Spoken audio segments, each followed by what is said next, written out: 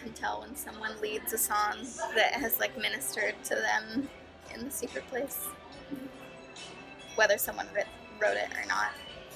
We like think about prophetic worship. I think the first thing that we think of is like something that's spontaneous, but actually something that's written before can also be prophetic if it's like for the moment, or if you've like sat with it, like, okay, I know that this happened when I sang this at home 5 days in a row, so I trust that it's prophetic for like Sunday also. Yeah.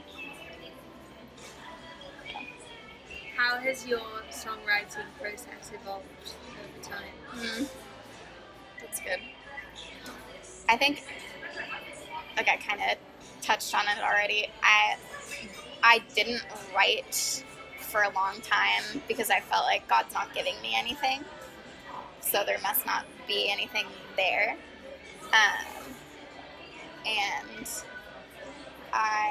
it was actually super recently, we have corporate prayer meetings on Wednesday nights, and we have worship before and after we pray also. And the song that I shared, that chorus, whatever you say, just popped. Have you submitted it? No, I showed it to Dom, and he's like, Katie, I always submit things to Dom as like my final, because he will be so honest from like an anointing and a practical perspective. It like hurts a lot of the times, but it's so good. I've grown so much because of him. I showed it to him, and he was like, great song, I love everything about it, but the bridge feels disingenuous because the place I'm coming from, so it came from this prayer meeting where we sent out super dear friends of ours that were our pastors, felt called to Hawaii, and I was like, what are we gonna do without them? And God in that prayer meeting was like, they have to go in order for like other people to come like rise up to what God's called them to do. And you're scared that I'm gonna call you somewhere and you're gonna have to leave too. I'm like, guilty, cool. But I sang that, whatever you say, wherever you go, I'll follow. And Dom pulled me aside and was like, Katie, what did you sing? I don't know, it just popped out. Did you write it? Well, I feel like weird claiming that I wrote it, because I feel like Holy Spirit wrote it and I just sang it, you know? But sure. And he told me, I mean, it was like hooky, and the people caught on within a second and were singing it, and it felt anointed. So maybe you should start thinking about writing more. Like, cool. I'll just keep coming to prayer meetings and like asking God for stuff then. And I sang another spontaneous thing in a prayer meeting, same thing. He like pulled me aside. It's like, Katie, I think you'd be doing everyone and yourself a disservice if you didn't invest in this like gift. Like, I'd love to sit down with you and co-write with you and share with you whatever I have. I'm like, cool. You've been producing and writing and recording for 10 years, and you said what to me? I just like felt like an honor, but I kind of felt like a phony, you know? How have those sessions gone? Good. We generally, how those will go is I get hooks all the time. Like when I'm worshiping or when someone else is worshiping, it's just like hooks are really easy for me. But like I have to work so hard for verses, and I have to work so hard for bridges. And so Brian will bring, also super anointed songwriter, will bring an idea, probably a hook, and say like, send a voice memo. Hey, what do you think of this? Is there anything here? Yes or no? If there's not anything there, either they'll say no, nothing is there, or they won't respond. Either means that sucks, go back to the drawing board. Cool. I'm glad. But we normally start with a hook, get some voice memos, kind of get bones, and then we'll sit down for like 2 hours and like myself, Dawn, and Brian, and we'll hash through everything. And Brian is super anointed, like unbelievable lyricist, and also unbelievable at arranging things. Like he makes scratch demos that sound like Final Road. Yeah. And yeah, Dom will be the one that's like, what do you mean by that lyric? Yeah. You know? Is that actually true? Oh, you're talking about water again? I wonder if there's enough songs about water. Which is like so good, and I've learned to come from those experiences and come back to the Lord and be like, okay, like one of the lines of that song that he hated was, you asked me to let go, or you asked me to step out to leave the safety of the shores behind. And he goes, I mean, it feels kind of overused, like, I know that you're planning to, like, submit something for the Bethel Songwriting Retreat, and I wonder how, like, I'm trying to put myself in their shoes, thinking, like, shores, you know. And I went back, and I was like, okay, I respect you, trust your opinion, and I went back, and I felt like Holy Spirit gave me really specific imagery, and it meant a lot to me, and I don't care if it's overused, because it's anointed, because God gave it to me. And so I went back, and I was like, this is the deal, But his final, the bridge is like, my sails are open, my anchor's lifted, I'm like ready to go. But the rest of the song is like, I'm so scared, but I'll trust you anyways. It feels like too big of a jump to say, like, my sails are open. Like, it's like Christian movies that resolve everything. Yeah. But leave nothing unresolved. Yeah. Right. And they do it like that. Like, yeah. There's no evolution or progress. Yeah. So such a good, it's so good. Needed to hear that. Brian would have never told me that. So now I'm back to the drawing board. Like, okay, sit in this space of where you, like, gave this to me. Where does my heart want to go? Okay, my heart is still feeling like I'm still stuck. Again, with discipline. Because I was so pumped that the song was finished, and I have to go back to the drawing board. I feel like I'm pushing it off, But I wrote my phone looks exactly like yours. I'll just show you a little bit of my process. So this app is called Evernote, and it's so rad. You can have like a bunch of notebooks, and then you have notes in each. So, I mean, can you tell that I start a lot of things and don't finish them? So I save everything in here, and if I have an idea, then I'll just log it. So, like, Emily, she was talking one day about her experience with God, and she said, God the Father, when she's feeling insecure, he comes and he puts a crown on her, and he tells her, shoulders back, held high, like, head held high, that's how a daughter. And she said that, I was like, that is a song. And so I just logged it as a little idea, and then kind of wrote a few things that are like, I don't love these, but it's a place for me. Yeah. So in Evernote, that's so cool. You can do voice memos also. Yeah. So I'll just sing like a melody or something, and then come back to it. So if you're collaborating with someone else, can they also access what you in Evernote? That's a good question. I think so. Creating. If they have. It might be like if they have the premium version of Evernote. Okay. I don't know. You should download it, and we should try, because it has a little share thing. But normally, what we do with voice memos is we'll just send it back and forth on text message. Yeah. Ask like, hey, I'm asking for feedback. I don't want you to write on this. Or, hey, I'm asking for feedback. I'd love you to write on this. So it's established either. I want to finish this because I feel like God is calling me to grow in discipline as a songwriter and not rely on co-writes, Or, hey, I have this hook, and I've tried to write 10 different verses, and I can't get anywhere. I really need some help for you to do, So that, I think that has been helpful for all of us in writing songs for our church is like, I get hooks all the time. And I have 85 notes worth of lyrics that like maybe a quarter of them have melodies attached to them, because that's just how my brain works, is lyrics and writing. And one of our girls, Megan, can't write lyrics to save her life, but she has melodies coming out of her ears that are so catchy. She's an amazing singer. So good.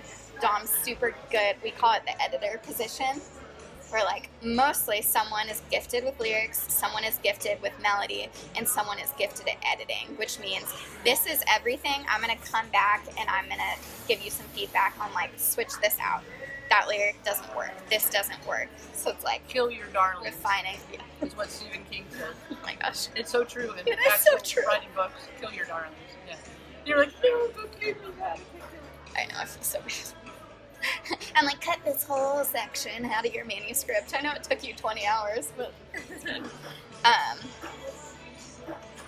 yeah, finding people who are gifted at things. Like, I'm not gifted at chord progressions or arrangements at all. You know, so I'll send something to someone because I was worshiping to, here I am to worship. And so I use that chord progression, and they're like, why don't you try how many songs flipping go this? unwritten because they don't have a community, like you're describing? Like songs are heaven. It's true. You know, because you didn't have the editor, Dom. You didn't. Right. Yeah.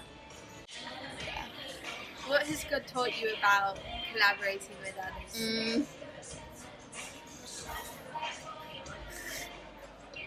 How do I phrase this?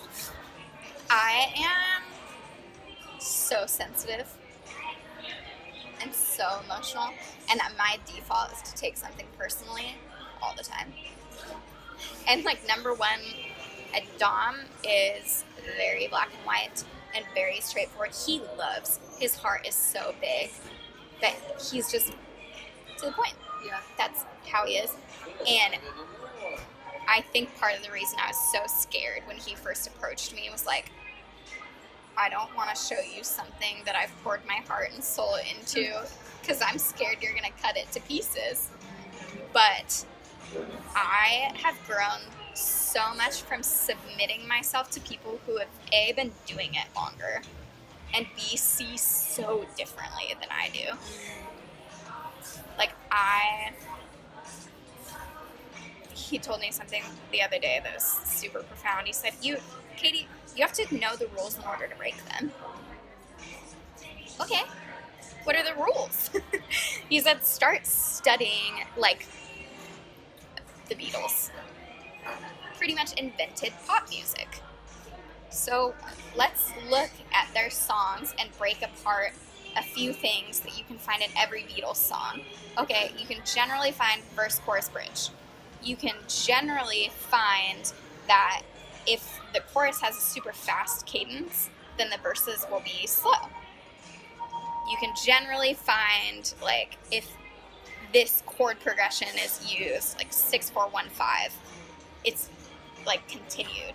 Who knows theory-wise why that works? Because there's a God and he's a mathematician. Right. Yeah. Dude. But stuff like that is so black and white that I would have never.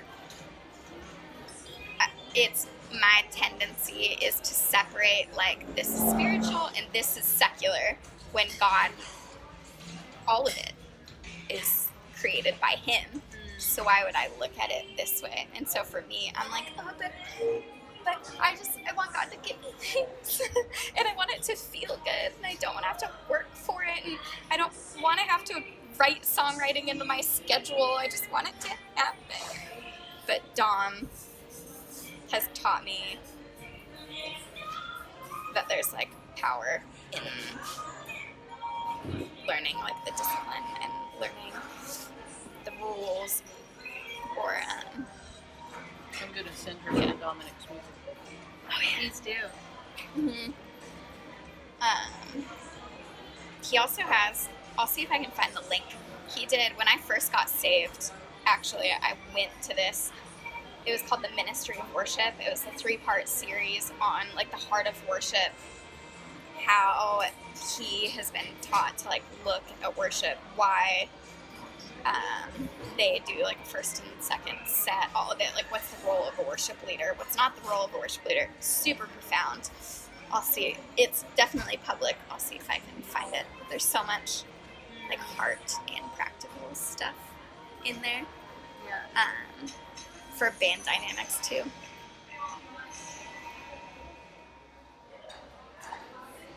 Are there any like words of wisdom that you could give to me as an inspiring Right. songwriter?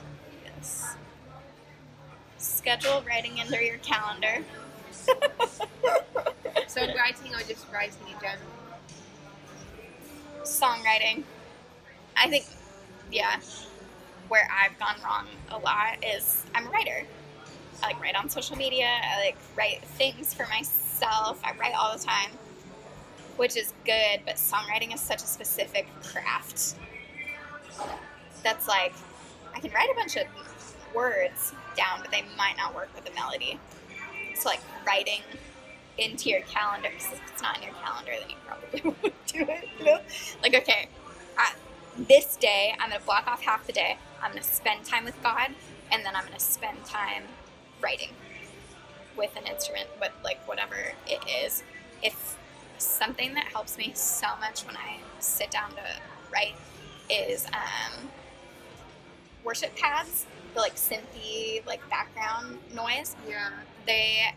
They have them on YouTube, but I just bought, it's like $10 on iTunes to buy a set of worship pads, and I'll put on a pad because you're basically just hearing the root note of the key, and if you're on the one, your melodies can go anywhere. Right.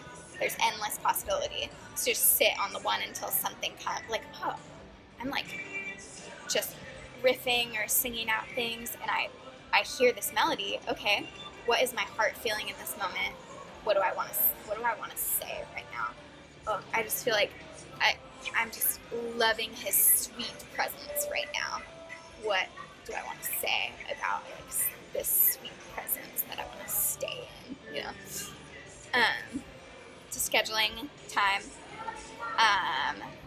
finding people that can help you to like send songs to for feedback or to like co-write, whether it's like Skyping Fawn or I, you know, or texting someone or sending something off. Find people that are either like gifted in different ways than you or have been doing it longer, all of the above, to help collaborate. And in that same vein, I think I've talked a lot about like people pointing out the flaws in what you're doing and helping you in that way, but also you might have something that you think sucks. You're like, I'm just gonna send it anyway because I know that they love me and that their heart is to help me. Yeah. So I'm not gonna be offended. I'm just gonna send this off. And they're going to tell me if it sucks. And sometimes it's anointed, but you don't know it because you've been sitting with it and someone else hasn't heard it. Yeah. You know? So it's like, okay, I'm just going to send these off. I don't really care what comes back. Like, I just want to be diligent with what the Lord gave me to, like, see if there's anything here. So, a good point of that is I grew up with him, Andre Crouch, who you don't know. Oh, I think I played you Under Couch in London. Anyway, he has a star on the Hollywood Walk of Fame. So Andre was like probably one of the first people. Michael Jackson considered him like his spiritual dad. But he was like one of the first people that turned black gospel into like pop, you know, black gospel. But his very first song he threw away, which was probably one of his strongest songs, and he got it by just watching barbecue sauce being poured on a barbecue. So funny. And he wrote, "Blood will never lose its power," and he threw it away in the trash can. And his twin sister Sandra plucked it out and goes, "No, this is too powerful." "The Blood will never lose its power" is probably one of the top Christian songs of the last 40 years. That was probably 40. No, probably 50 years. Wow. Yeah, probably 50 years ago. That's so good. Yeah. You so never you know. Don't know. You don't know. It could be, and Stephen Furtick, he writes songs all the time. And it's I know. Like, he's always like #1 writer cred on all of Elevation's Yeah. songs. Yeah. Yeah. What? So he writes them, and then everybody's like, "Oh, this stinks." Like one he wrote was about my heart is make my heart an altar, or something. Oh, come to And the altar. everybody was like, stinks. And he's like, is there anything in it? And all the guys he writes with are like, no, there's nothing here. We can't make it work. And then one of the guys goes, well, what if we say come to the altar? Because it was just too poetic. Wow. Like make me an altar was too poetic, too hard to explain. I mean, all the poets get it. Yeah. But nobody else is going to get it. Right. And so come to the altar is like one of the top worship, I don't even know it, but that's one of the top worship songs. Mm-hmm. But sometimes it's just a slight tweak. Right. Just a little tweak. So good. Or it's someone fishing it out of the garbage can and going, nope. Yeah. This is a powerful song. I mean, millions of people have sung. Wow. You can look it up. Yeah. The blood will never lose its power. Wow. Yeah. That's so good. Trying to think if there's anything else. Morning pages. That practice of writing in the morning. That or read it. The book is amazing. She's not writing to songwriters. Well, she's writing to writers of all kinds. But her top 2 exercises are morning pages. So every morning, if you feel stuck in 3 pages, oh my gosh, that's so overwhelming, I'll never do it because I don't think that I could write 3 pages, then just aim to write a paragraph. There are some days where I wake up, I'm like, I could totally write 3 pages today. And there's some days I wake up, I'm like, I'm gonna pick something to write about and I'm gonna write until I can't write anymore. Yeah. That, and she calls them artist dates.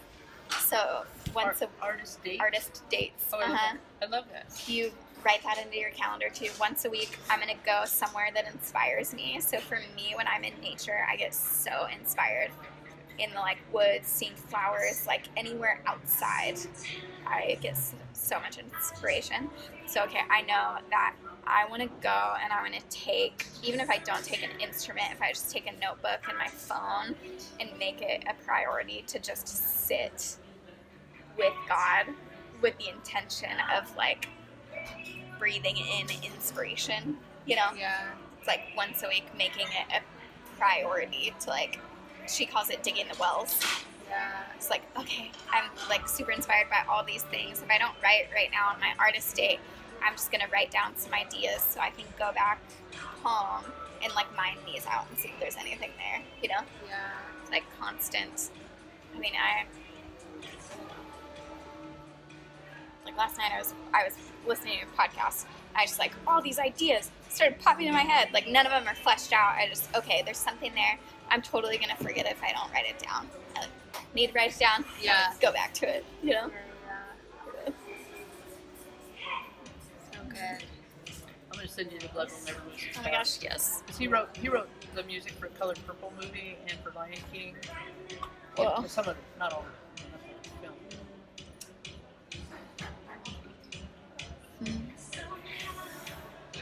What is your strong suit, do you think?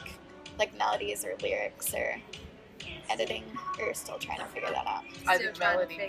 I think melody. Melody. Yeah. Melody. And she'll grow in lyrics. Yeah. Yeah.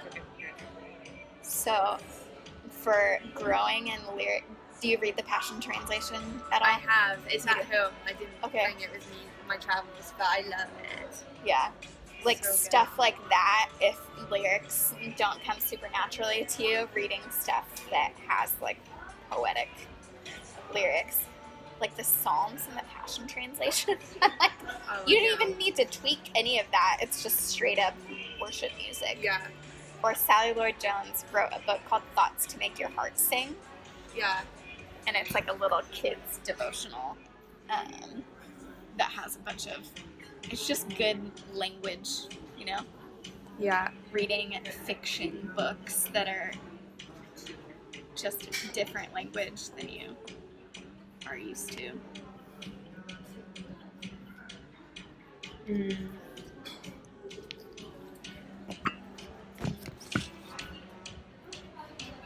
What else for lyrics?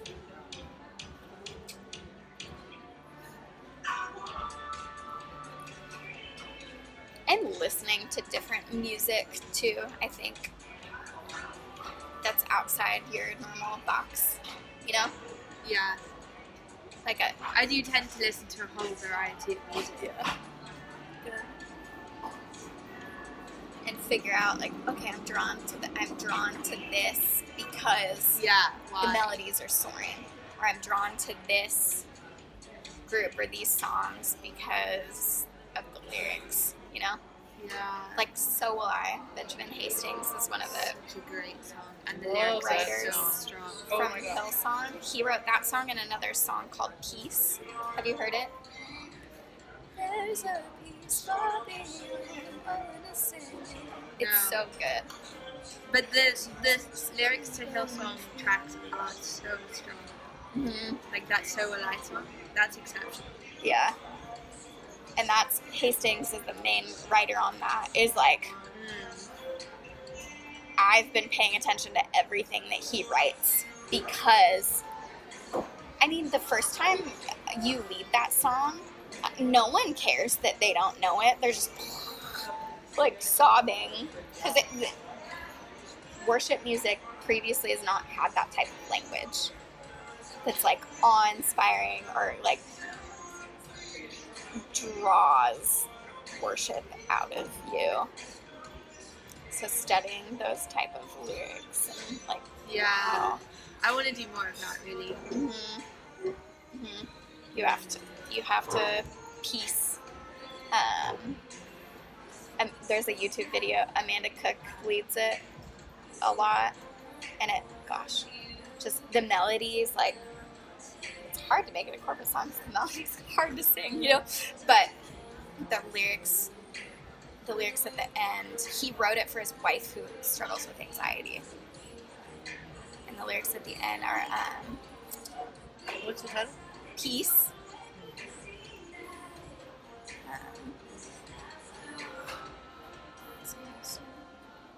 All anxiety bows in the presence of Jesus the King of Peace, and peace is a promise he keeps. It's like such strong visual lyrics, you know? When my mind's under siege. Yeah.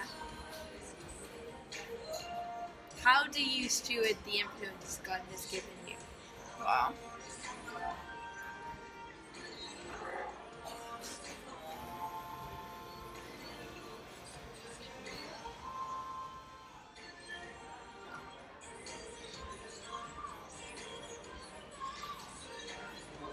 I think in the past couple months, not even, like the past 2 months is the first time that I have been able to like believe that even.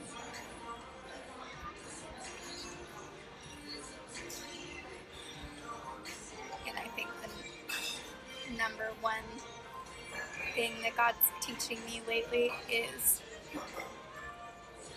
like I'm a super perfectionist. I like love encouraging other people, and I love pulling out the gold in other people, but it's actually so challenging for me to write. It's been a practice for me to write down, like instead of looking at a worship set and being like, gosh, I botched that so hard. Like, that's my tendency, you know? Like, gosh, I should have shepherded this moment differently. I should have said this. I screwed up on guitar. Oh, wait, stop. Pull it back. Was I obedient to what God had given me? Yes. Okay. What did I do well? And like writing down what I did well. But as far as influence goes, it's like, gosh.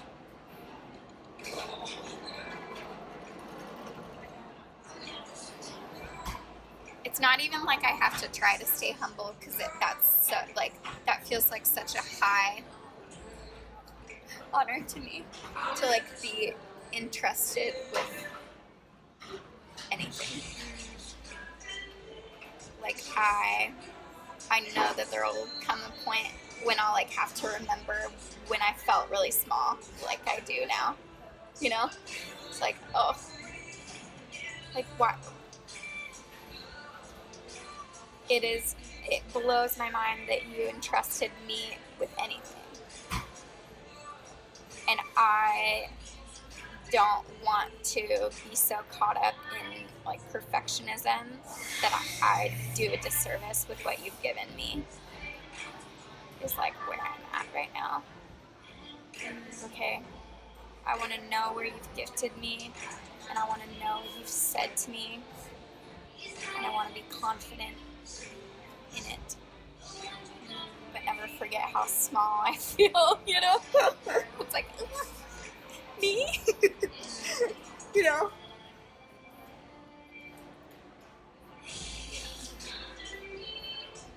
What about a performance mindset? Because I know that's something that we as creators tend to fall into. Yeah.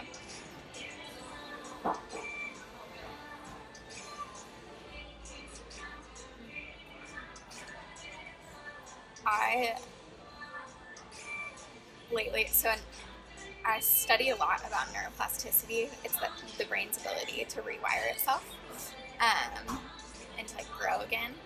And one of the neuroplasticity tricks, if you're so used to thinking a certain way, like the easiest way to look at this is suicide. So there used to be this rut in my brain that's like, I'm gonna die.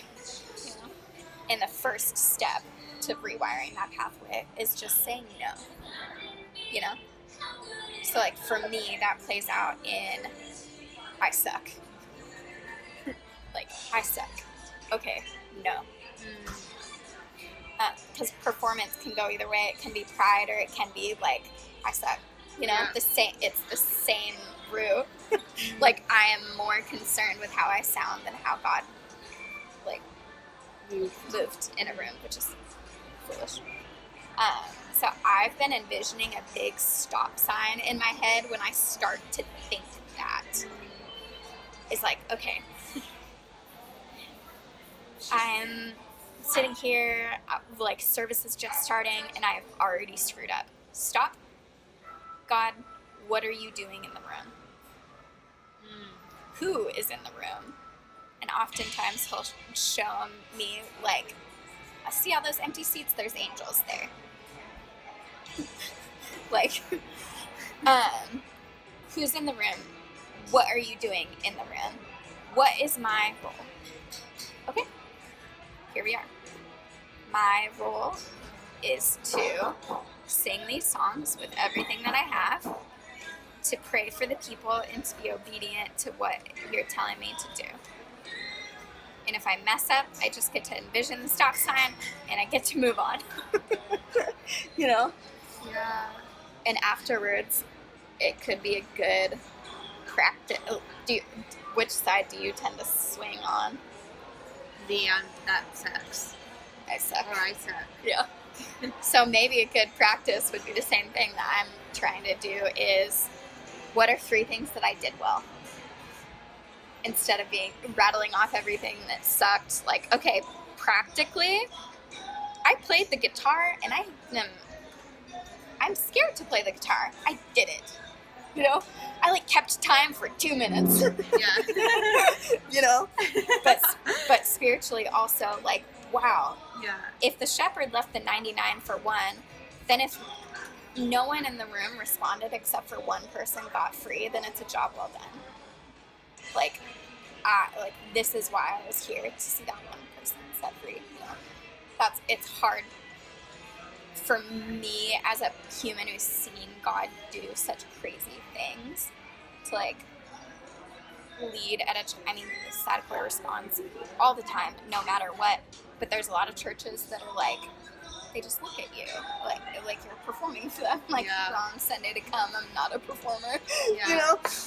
Like, okay, look around the room. Like, there is one person that's worshiping their face off, or like comes up and says, like, I had this encounter with God. I don't know what it is. Like, okay, that is why I was here.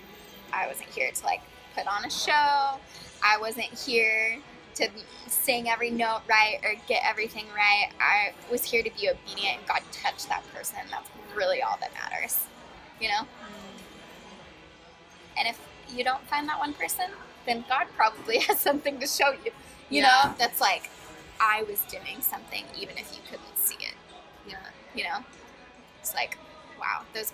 I was listening to Stephanie Redlinger the other day, and she was talking about our tendency to like base a worship set off of people's response. It's just not, you know? Yeah. I'm like, I've seen God blow up a room before. Like, I know He can do it. That's like, I want to see people respond. But what we don't realize is that the people that may have come into the room, like showing up, was a sacrifice for them. Like, they are sobbing in their chair and can't do anything but show up, but they showed up, and that was like the biggest sacrifice of worship that they could do. Yeah. You know, like someone raises their hand this much, like that was a sacrifice for them. Like, we have no idea what's happening. Yeah. I was like, could you have told me that 5 years ago when I was like storm off stage being so frustrated? You know, we never know what's happening in a room that we can't see. Like, guaranteed Dom didn't see what was happening in me when I like got saved when he was leading worship, you know? Yeah. It was an internal thing that was doing it. So what does being a local creative mean to you?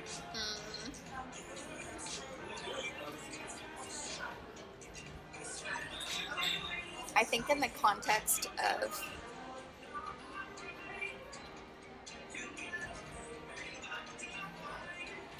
I have a mother's heart in a lot of ways, to like see people feel accepted and valued and seen. And one of the ways I've seen that happen is writing original songs. Because people can hear other people's worship songs and it doesn't do anything. But if they hear something that we get to tell them, like we wrote this for this season for you. Something happens that's so different when someone hears a sound that's just for them. You know? So for me, that's my main priority in writing. Is like, it's cool to write songs for myself or write songs for, like, I have a desire to write songs about hope and suffering for like people who suffer, you know. But my main priority is, what is God doing in our church, and what does He want to say to our people? Like, right now, we're in this crazy identity shift where some of us have been Christians forever and never knew what it was like to be the daughter or the son of a king. Like, what are the implications with that? Like, when He looks at me, He's not sad. When He looks at me, He's not angry. Like, He looks at me with pride. You know? It's like, okay, God is doing this. I want to steward what He's saying for the church right now, because that's why He has me here and not somewhere else. You know? And in the same vein, He's kind of doing the same thing across the world. Yeah. It just looks a little bit different in each place, you know? Like, you can tell by the songs that are popular that are coming out, you know? Lauren Daigle wrote that song, You Say. Hillsong wrote Who You Say I Am. All these songs are coming out about identity. Like, okay, God is saying something to His church about Him defining who we are and not the world. Yeah. You know? What do you feel like God is doing in relation to the empowerment of like local creativity? Yeah. I really feel strongly about that all over the world, like investing in your people Because if those people know, like, I know who I am now because of a song, maybe. You know? Like, I walked away from a service and I didn't remember a single thing that the pastor said, but I remember that thing that they sang because it has a melody and I, like, remember it. So these people now have influence over this thing that God had originally given us to, like, give, and they get to hold this thing and go on and give it to another person that gives it to another person. And on the other side of the coin, people who have never met Jesus all know the language of music also. You know? It's like, I think of me coming into a worship set and knowing that it was different. It's not musically interesting. Like, a 2 or a 3 chord and worship music is crazy. You know? Slash chords, woo. Like, it's not musically interesting, but God is on it, and that's what makes it different. So I think that writing, even, like, I hate labeling it secular, but not, like, just writing songs or melodies or singing or playing over our cities, like, God, what are you saying over this region? What's the language that they're going to respond to? You know? Yeah. And often it's the opposite of what plagues it. Like, okay, there's a super apathetic spirit here. They probably need a whole lot of joy.